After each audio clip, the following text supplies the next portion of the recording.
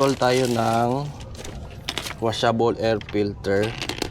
Tapos palit tayo ng lalagyan ng filter. So ito yung stock.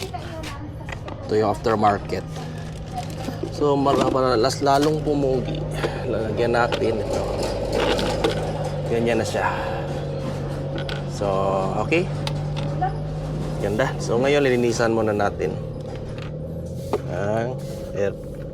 ang air filter.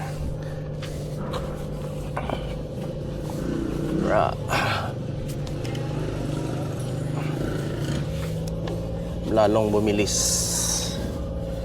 Washable, palit tayo ng washable.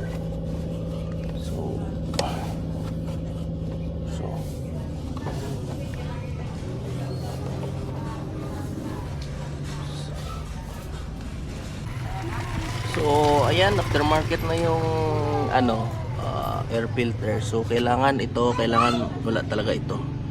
So wala pa tayong pangpalit sa pulley na takip. So ganyan lang muna. Pero napakaganda ng air filter. Try natin on. Oops.